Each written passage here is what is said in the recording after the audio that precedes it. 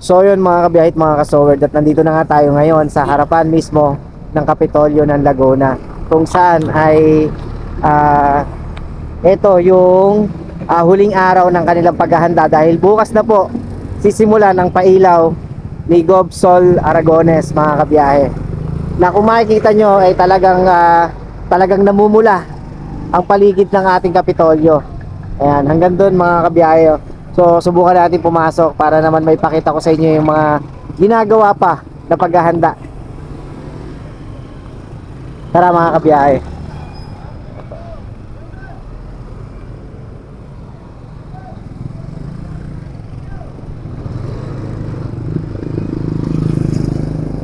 Ito oh. Tingnan naman ang taas ng ano, no? Taas ng Christmas tree. At napakaraming Christmas tree tsaka dekorasyon na inilalagay rito mga kabiyahe, no? Ganda, no? Oh, tingnan nyo. Wow. Talagang pinagagandang gusto ng ating mahal na gobernadora ang ating Kapitolyo. So hanggang dito mga kabiyahe, no? Talagang pinupuno ni Gob. Ito yung ginagawang paghahanda ngayon dito sa Kapitolyo, na ito ay bukas sisimulan ng pailawin. Yan, kaya kailangan ay masaksihan natin yung pagpapailaw bukas. Yan, dahil bukas nga po yung araw na ito ay paliliwanagin ni Gob Sol Aragones ang ating pong Kapitolyo, mga kabiyahe, no? Makikita nyo nakahanda na rito. Hanggang dun sa labas ay meron ding mga nakasabit at nakailaw. Yan. At meron pa rito na mga iniaayos pa. Wow, tignan nyo naman ang ating Provincial Capital of Laguna. Talagang napakaganda mga kabiyahe. Oh. So ikot pa tayo, no? Tingnan pa natin sa loob. Kung ano pa yung mga ginagawa doon. Kaya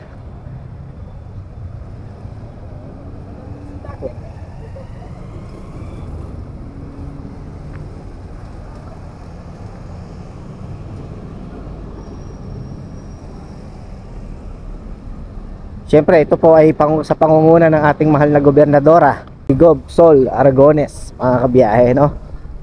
Ayun, hanggang doon sa dulo, talagang pinapagandang gusto, no?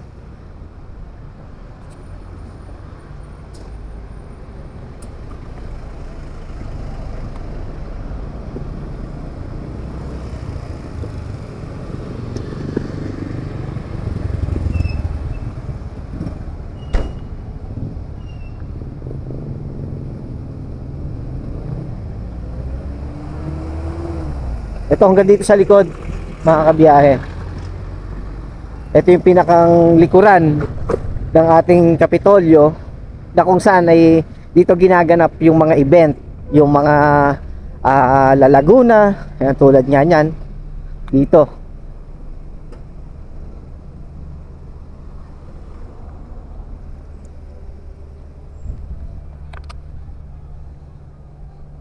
Ayun, super busy doon sa taas, oh, sa stage.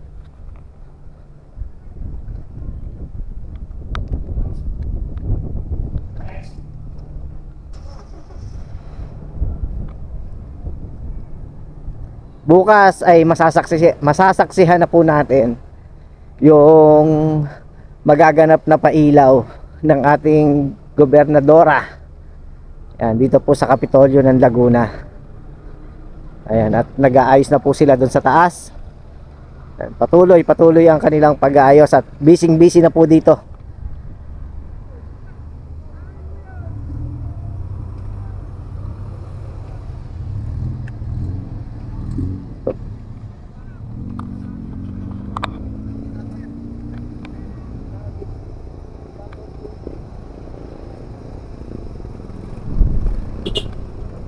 Yan, bali dito po ginaganap yon, yung ano, yung La Laguna dito. Ayan. Pagka may mga event, ayan, doon po sa taas mga kabiyahe, ano? Ayun, kung makikita nyo, naayos na po siguro yun yung mga papremyo na ipamimigay po ni Gob. Naayos na po dito.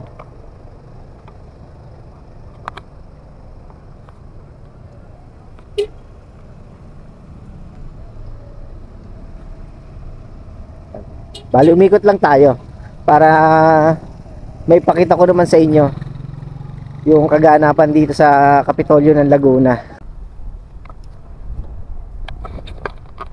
Ito, bagong building lang to eh. Yan, pero ginagamit na yan mga kabiyahe.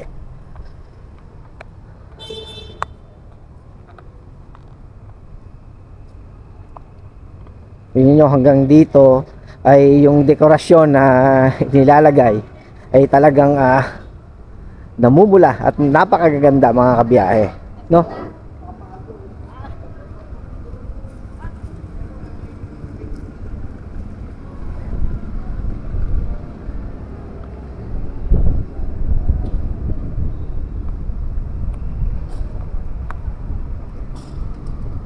Ayan, bukas na natin makikita yan. Abangan nyo mga kabiyahe. At sana ay isa ulit tayo sa mga maimbitahan na sa makapag-cover ng pailaw ng Laguna mga kabiyahe. So ayan, no? Okay, alright. So sa ngayon, ito lang yung pinakang update ko sa inyo. At bukas ay pipilitin natin na maka-attend nga po dito sa magiging pailaw nga po, paliwanag, magliliwanag ang Kapitolyo.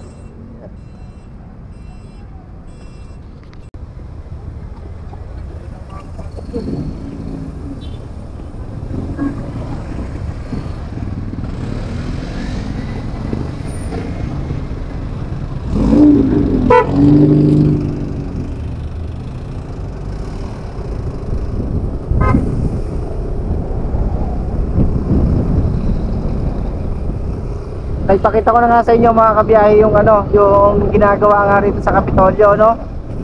Na talagang puspusa na yung ginagawa nilang pagpapaganda at paglalagay nga ng mga parol at kung ano pang mga dekorasyon para nga sa darating na Kapaskuhan. So ikot-ikot muna tayo rito sa Santa Cruz.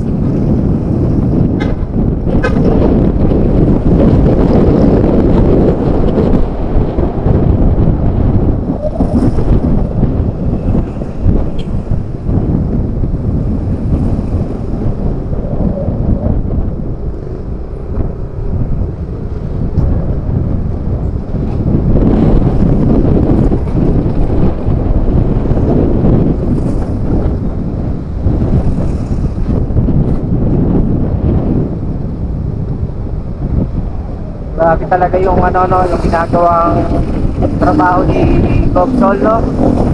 Talagang talagang pagka talagang nasa puso mo yung paglilingkod ay talagang mapapaganda mo at mapapaunlad mo yung isang nasasakupan mo.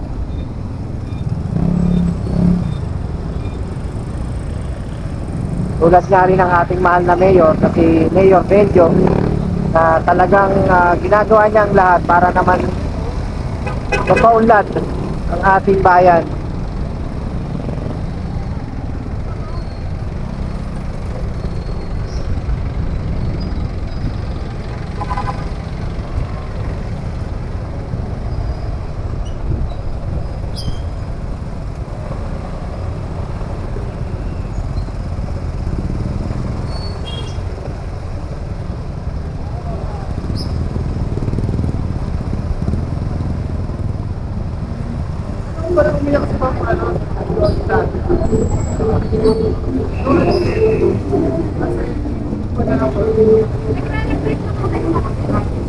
Ang na rin tao.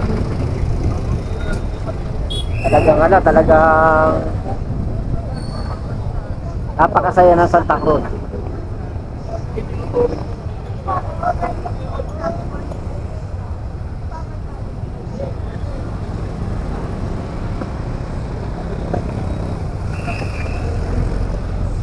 kung kayo naman ay nagugutom pag kayo nagpunta rito, marami kayong makakainan dito mga kabiyahe. Diyan sa taas, marami makakainan. At ang mga street food naman ay nandito sa likod ng McDo, kung saan ay may mga inihaw, may mga puto bongbong.